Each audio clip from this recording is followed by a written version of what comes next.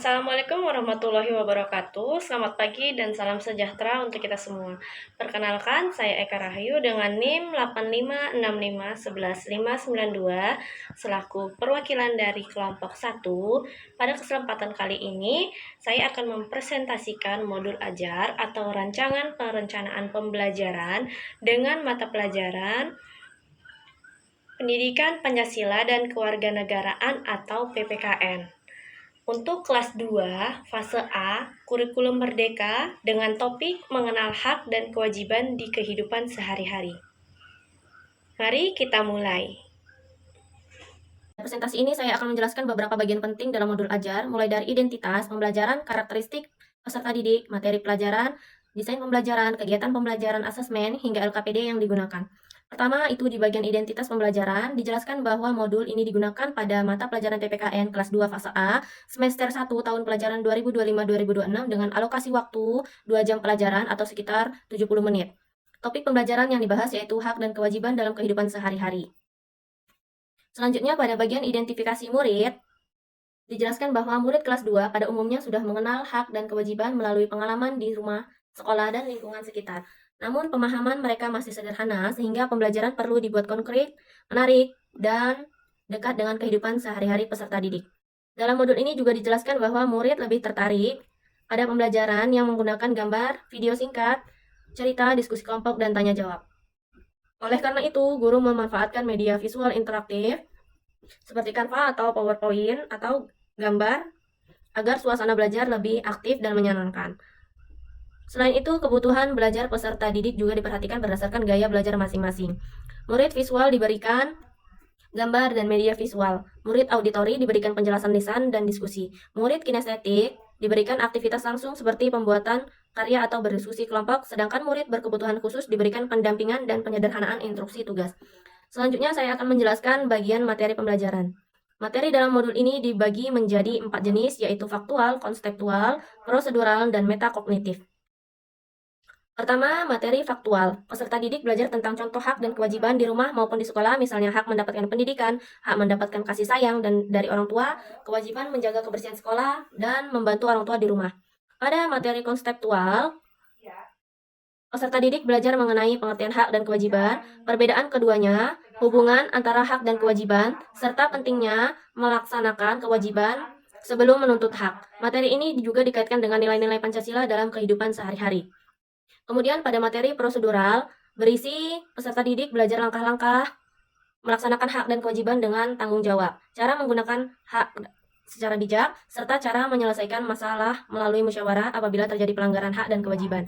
Sementara pada materi kognitif atau metakognitif, peserta didik diajak merefleksikan sikap mereka sendiri, mengevaluasi apakah selama ini sudah bertanggung jawab, dan merencanakan tindakan yang lebih baik di lingkungan rumah maupun sekolah. Selanjutnya pada bagian dimensi profil lulusan atau DPL. Yang pertama yaitu kewarganegaraan, di mana murid diharapkan mampu melaksanakan hak dan kewajiban sebagai masyarakat sekolah dan sebagai warga sekolah. Kedua, penalaran kritis, yaitu kemampuan menganalisis situasi nyata terkait hak dan kewajiban. Ketiga, kolaborasi, yaitu kemampuan bekerja sama dalam kelompok. Keempat, komunikasi, yaitu kemampuan menyampaikan pendapat dengan bahasa yang santun. Dan yang kelima, kreativitas, yaitu kemampuan membuat karya atau solusi sederhana terkait materi pembelajaran. Selanjutnya, pada bagian desain pembelajaran. Desain pembelajaran terdapat capaian pembelajaran atau CP. Peserta didik diharapkan mampu mengidentifikasi dan menjelaskan hak dan kewajiban diri sendiri sebagai anggota keluarga dan warga sekolah, memahami bahwa hak dan kewajiban harus berjalan seimbang, serta menunjukkan sikap tanggung jawab dalam kehidupan sehari-hari. Kemudian tujuan pembelajaran. Tujuan pembelajaran disusun berdasarkan tahapan kemampuan berpikir peserta didik, mulai dari mengingat, memahami, menerapkan, menganalisis, hingga merefleksi perilaku mereka sendiri terkait hak dan kewajiban. Modul ajar ini menggunakan model Problem Based Learning atau PBL. Model ini dipilih karena membantu peserta didik belajar melalui masalah nyata yang dekat dengan kehidupan mereka sehari-hari. Sintaks atau langkah pembelajarannya meliputi menyajikan masalah, mengidentifikasi dan memahami masalah, menyusun solusi, dan merefleksi hasil pembelajaran. Selanjutnya saya akan menjelaskan di bagian kegiatan pembelajaran.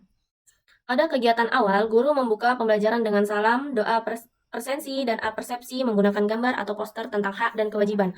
Guru juga memberikan motivasi melalui cerita singkat tentang seorang murid yang mendapat haknya setelah melaksanakan kewajiban. Setelah itu, guru menyampaikan tujuan pembelajaran dengan bahasa yang menarik dan mudah dipahami. Kemudian, pada kegiatan inti, tahap pertama, guru memberikan pertanyaan mendasar, yaitu apa yang terjadi jika kita tidak melaksanakan hak dan kewajiban di lingkungan sekolah. Murid diminta menjawab dan secara lisan dan guru mencatat jawaban mereka di papan tulis. Pada tahap ini, kemampuan berpikir kritis murid mulai dikembangkan. Tahap berikutnya adalah eksplorasi materi. Guru menjelaskan konsep hak dan kewajiban melalui media interaktif dan gambar menarik. Setelah itu, murid mengamati gambar, menjawab pertanyaan, dan melakukan tanya jawab bersama guru untuk memperkuat materi pemahaman mereka tentang materi. Selanjutnya, murid dibagi menjadi kelompok kecil yang heterogen. Setiap kelompok diberikan LKPD yang berisi situasi kasus nyata, misalnya tentang siswa yang membuang sampah sembarangan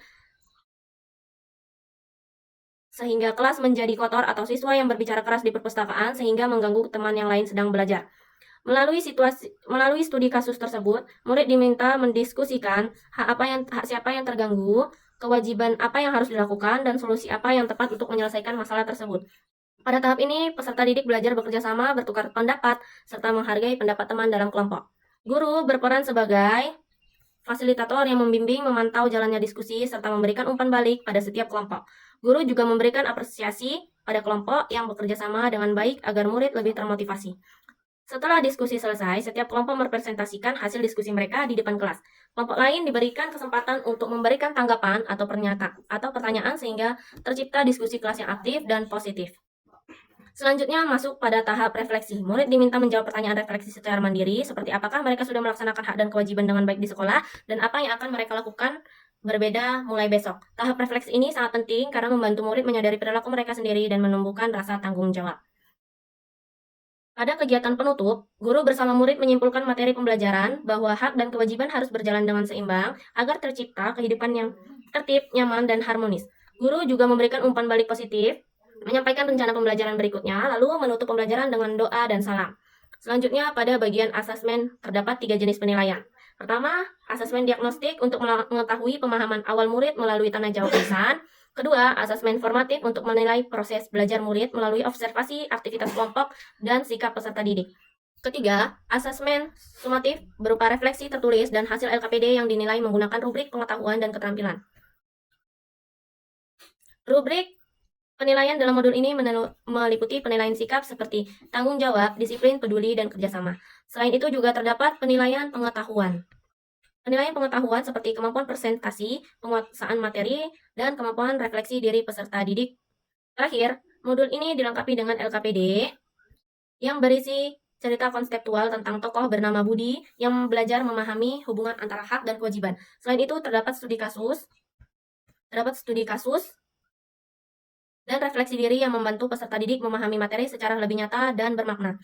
Kesimpulannya, modul ajar ini dirancang untuk menciptakan pembelajaran yang aktif, menyenangkan, bermakna, dan berpusat pada peserta didik. Dengan menggunakan model problem-based learning dan pembelajaran berdiferensiasi, peserta didik tidak hanya memahami konsep dari hak dan kewajiban secara teori, tetapi juga mampu menerapkan dalam kehidupan sehari-hari dengan sikap tanggung jawab, disiplin, kerjasama, serta saling menghargai.